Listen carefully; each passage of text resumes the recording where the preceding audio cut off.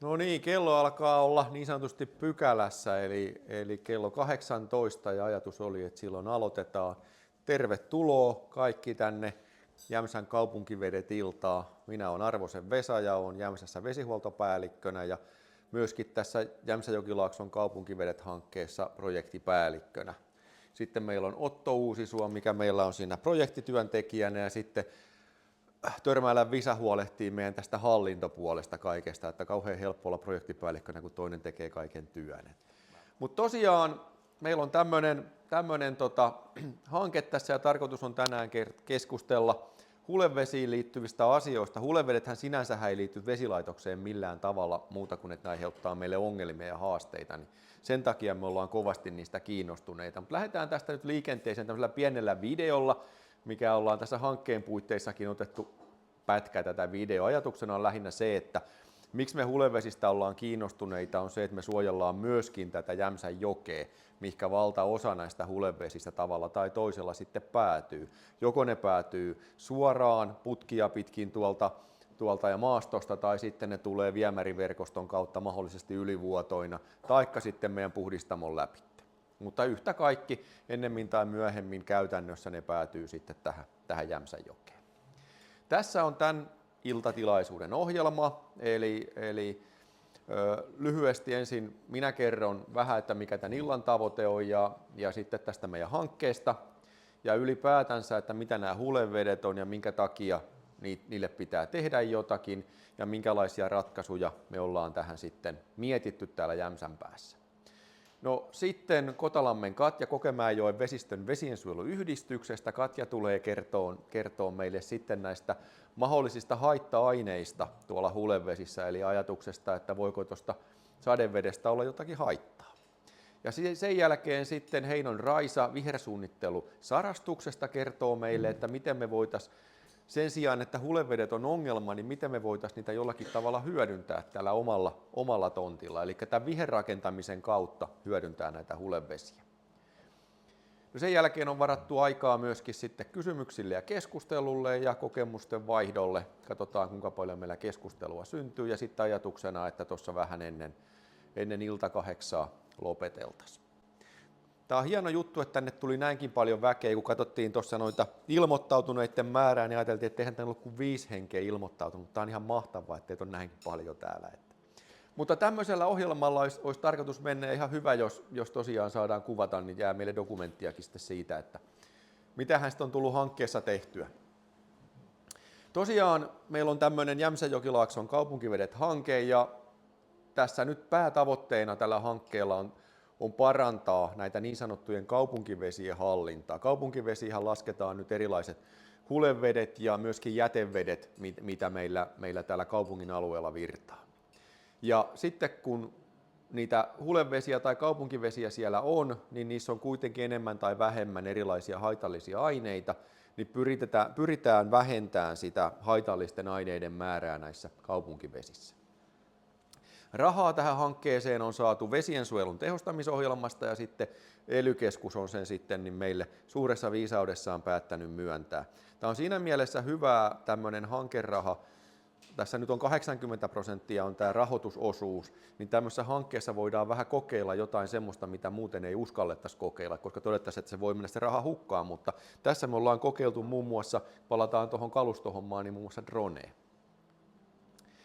Syy, minkä takia me tosiaan ollaan kiinnostuneita näistä hulevesistä vesilaitoksen näkövinkkelistä, vaikka ne ei meille mitenkään kuuluiskaan, niin syy on se, että nämä hulevedet kuormittaa sekä meidän jätevesiverkostoa että sitten meidän jäteveden puhdistamoa. Ihan samalla tavalla täällä Jämsässä kuin sitten Hallissa ja Länki-Pohjassa, missä meillä myöskin on puhdistamot.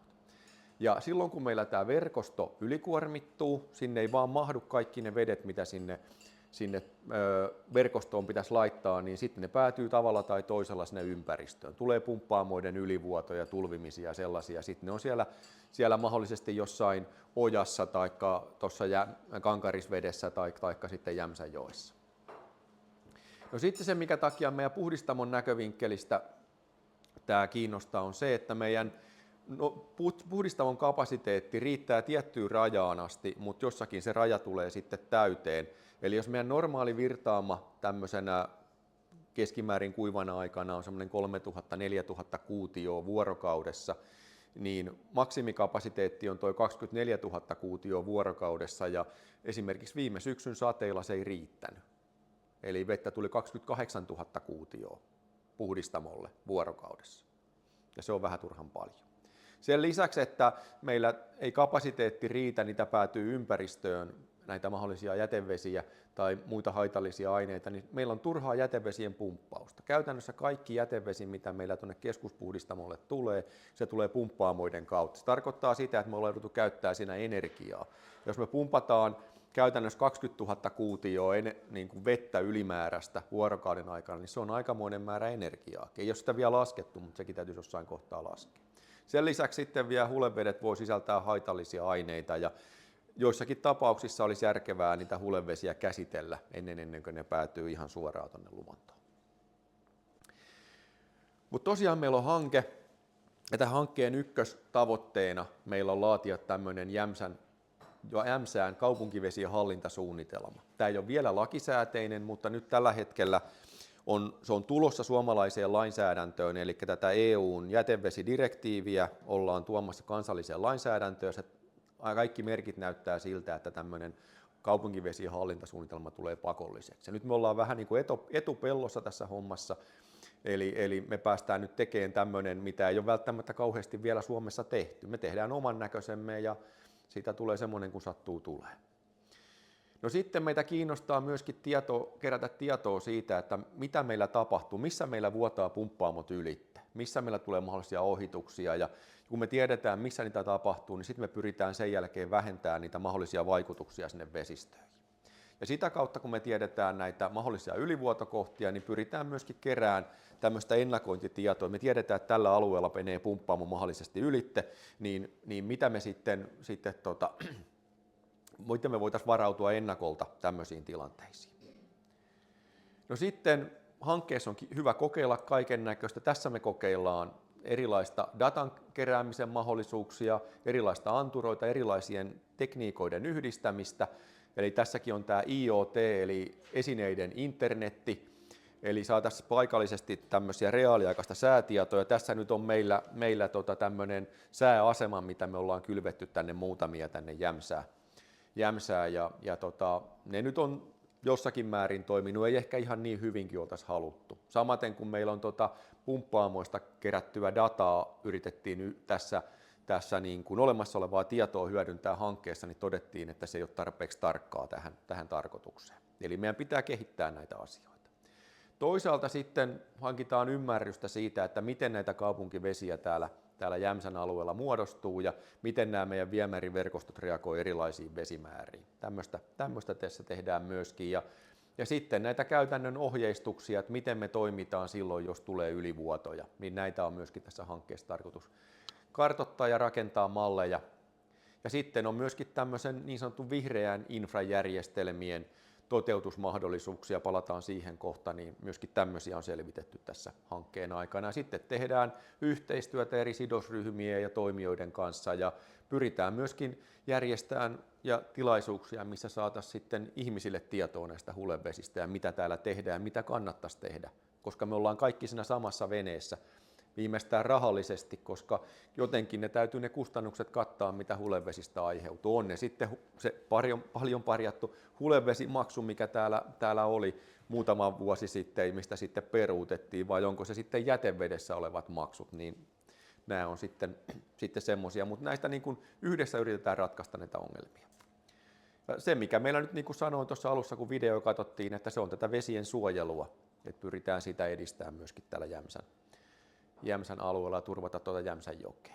No aikataulusta sen verran, että tämä nyt pikkusen myöhästyi tämä alku, mutta 24 vuonna aloitettiin ja nyt sitten toukokuussa pitäisi olla valmista. Mahdollisesti menee kesäkuun puolelle, että me ollaan haettu pikkusen jatkoaikaa, että meillä sen verran rahaa tässä vielä on, mutta erilaisia asioita tässä ollaan niin sanottuna työpaketteina tehty tämän reilun vuoden aikana.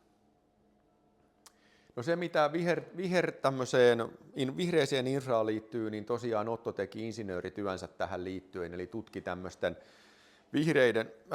biosuodatusalueiden soveltuvuutta Eli mihinkä esimerkiksi Jämsässä kannattaisi rakentaa tämmöisiä rakenteita, minkä läpi se vesi suotautuu ennen kuin se vesi päätyy tonne Jämsänjokeen. Ja yhtenä tämmöisenä paikkana, mitä mietittiin, Jämsässä on tuo lumenkaatopaikka, mikä on, koska lumen mukana tulee erilaisia epäpuhtauksia, mikä sitten käytännössä tuosta Ekosen alueelta esimerkiksi päätyy Märäsojan kautta sitten Jämsänjokeen varsin nopeasti.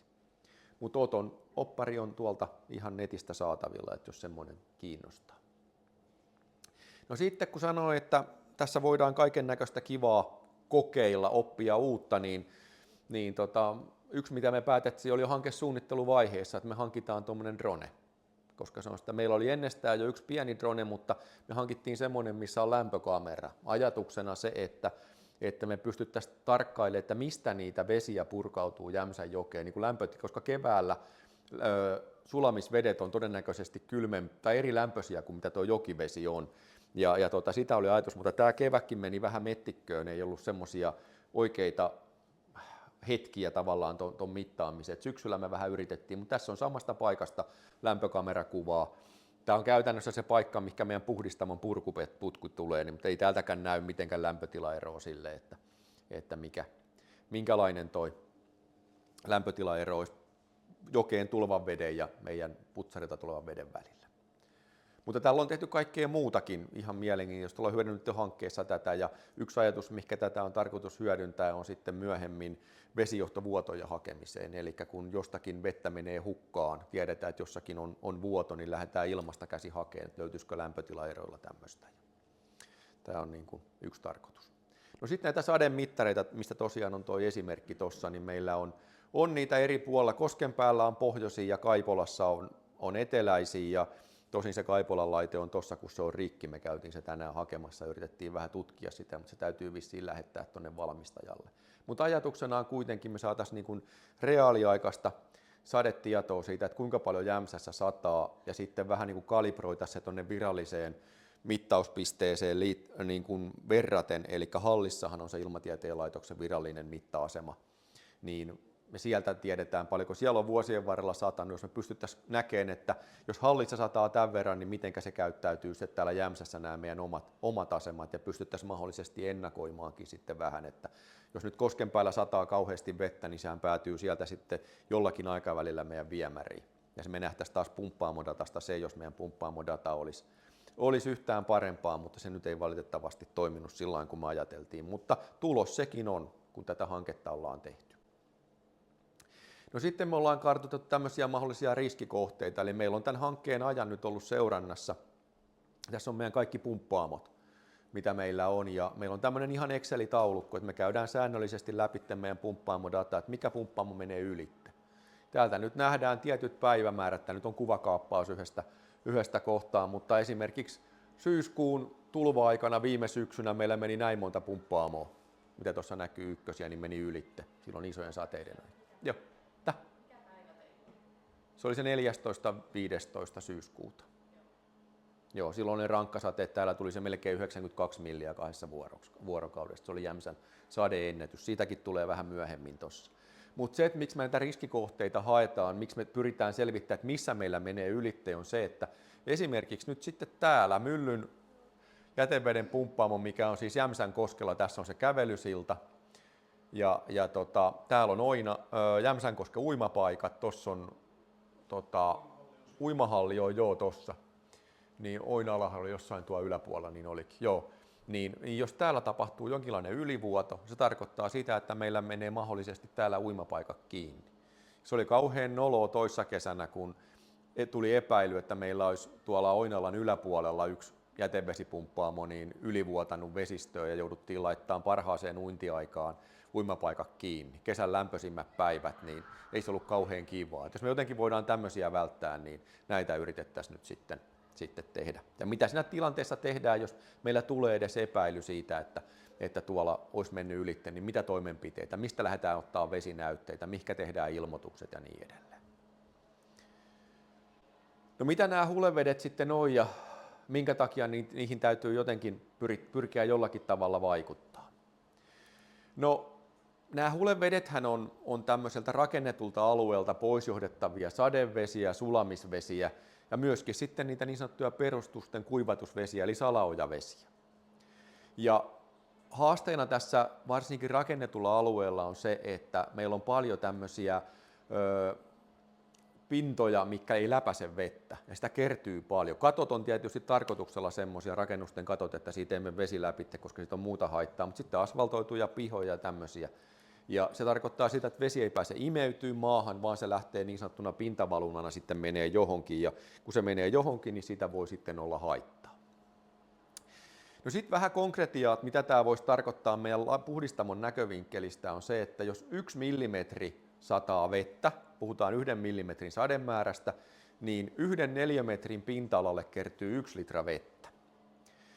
Ja jos se leviäisi tasaisesti, niin silloin se olisi millimetrin paksuinen kerros. Ja jos en mä nyt ole ihan kauhean väärin laskenut näitä, niin jos ajatellaan, että yhden omakotitalon katon pinta-ala olisi 100 neliöä, voisi olla aika lähellä, niin se tarkoittaisi, että jos meillä tulisi 1 millimetrin sateella, niin 1 litra vettä jokaiselle neliömetrille, se tarkoittaa 100 litraa. Jos taloja on 100 kappaletta, niin se tarkoittaa silloin, että 100 kertaa 100 neliöä tarkoittaisi 10 000 neliöä, jolloin 1 millimetrin sade tarkoittaa nyt sitten 10 kuutioa. Ja tämmöinen 100 talon rakennusmäärää, niin mä laskin nyt suurin piirtein, että tuosta Jaatilan rinteestä, niin tuolta alueelta löytyy noin 100 rakennusta. Että jos ajatellaan, että keskimäärin 100 neliöä olisi pinta-ala, niin tuossa olisi se 100, ja näitä kun laskettaisiin täältä näkyvältä alueelta, niin näitä tulisi semmoinen 15 tuommoista samankokoista aluetta. No, jos 100 taloa ja tulisi tämmöinen rankkasade, että 4 tunnissa tulisi 10 milliä vettä, niin se tarkoittaisi, että 100 talosta tulisi 100 kuutioa vettä. Ja nämä kun lasketaan 15 kertaa nämä 100 kuutioa, niin sitähän tulee aikamoinen määrä pelkästään katolta tulevia vesiä, mitkä sitten päätyy sinne puhdistamolle. Siitä tulee pumppauskustannuksia plus sitten myöskin kaikista kemikaaleista ja muita, mitä sinne syötetään sinne veden käsittelyyn, niin ne aiheuttaa sitten niitä turhia kustannuksia. Semmoinen, mitä tuossa mietittiin aamulla töissä kahvipöydässä, kun poikien kanssa tästä puhuttiin, että tuommoinen normaalisti ihminen käyttää puhdasta talousvettä, oliko se 60 kuutioa vuodessa per nuppi. Niin yksi tämmöinen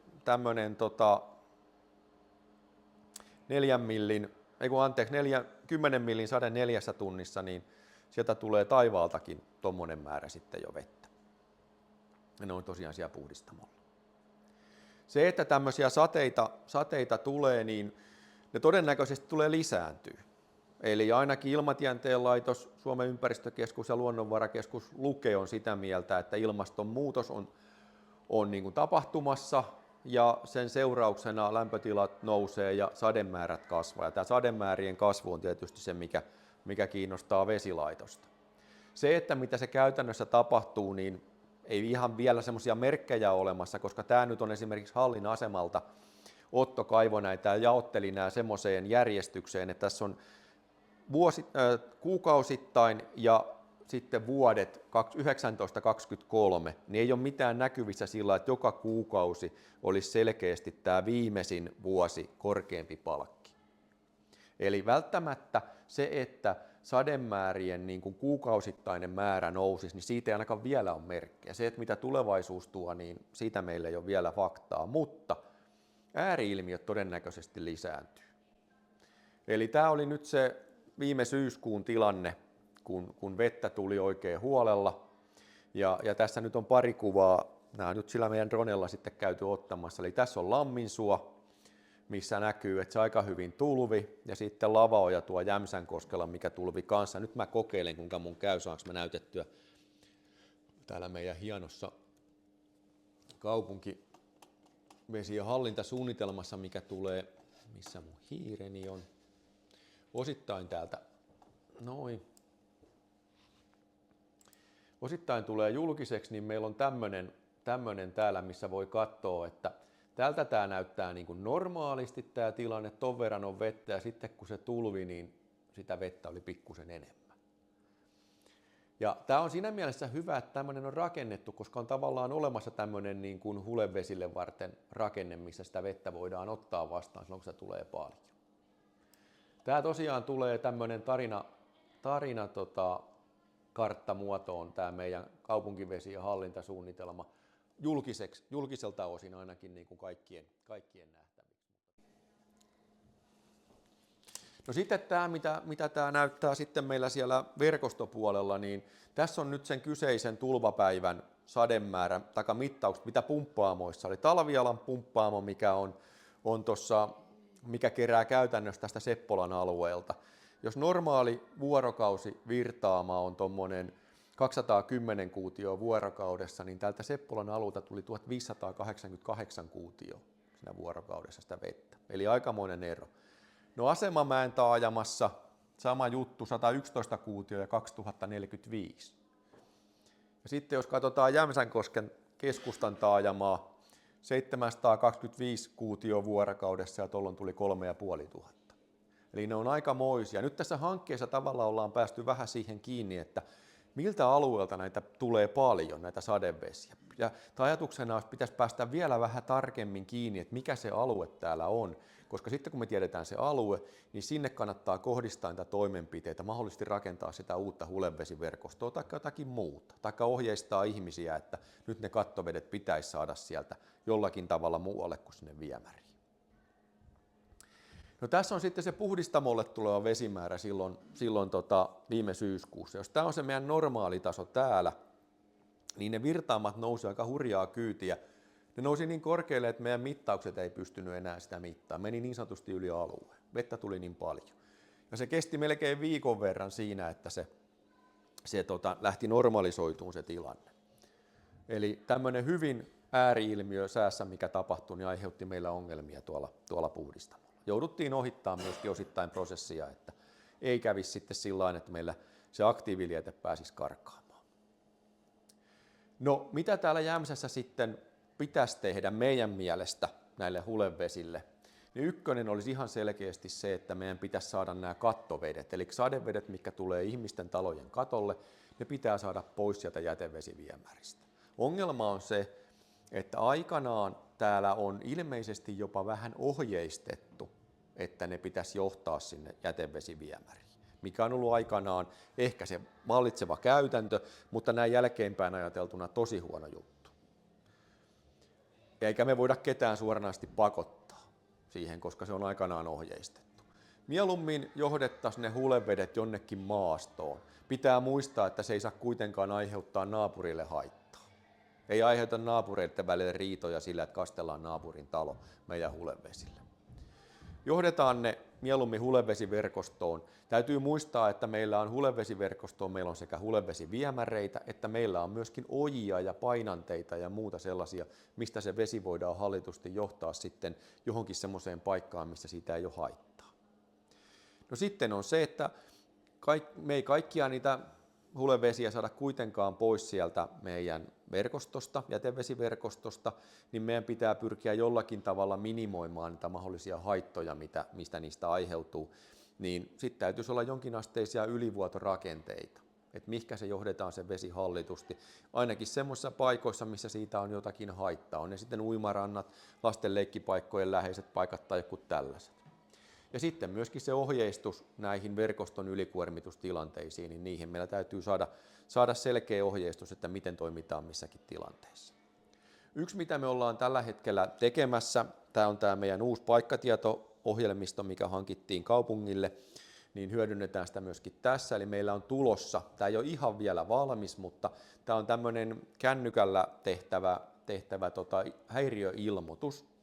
Eli jos huomaa joku, että hetkonen, täällä pumppaamon kannen välistä tulee vettä, taikka täällä on vessapaperia tai jotakin epäilyttävää täällä ympäristössä, niin siitä voi ottaa kännykällä valokuvan ja pistää sinne, että koska se on otettu, tämä tulisi niin kuin automaattisesti niin sanotut aikaleimat siihen ja sitten voi vähän kuvata, että mikä siinä on ongelma ja sitten vielä sijainti saadaan vielä kännykän kepsistä, jos niin halutaan ja sitten se voidaan lähettää meille ja sitten me nähdään se tämmöisenä ilmoituksena. Nämä nyt tämmöisiä kokeiluja, mitä tuossa niin sanotusti leikittiin tällä vähäsen, täällä on vaikka, että Jämsänjoki haisee pahalle tullut 16.4. ja se on tuossa kohtaa tommonen piste. Ja sitten jos me täppättäisiin tuosta kohtaa, niin nähtäisiin, että täällä on varmaan toi, että Kaipolan puhdistamolla haisee pahalle tai Uimaralla näkyy vessapaperin palasia ja haisee sonnalle. Tehkää asialle jotain, jotta pikku Taavetti pääsee pulikoimaan. Ja mitä nyt ihmiset haluaisikin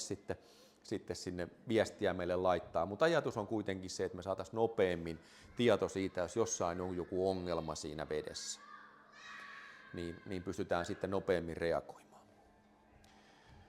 Kiitoksia. Tässä oli ne, mitä mä ajattelin kertoa tästä että olisi nyt kysyttävää jotain tässä vaiheessa.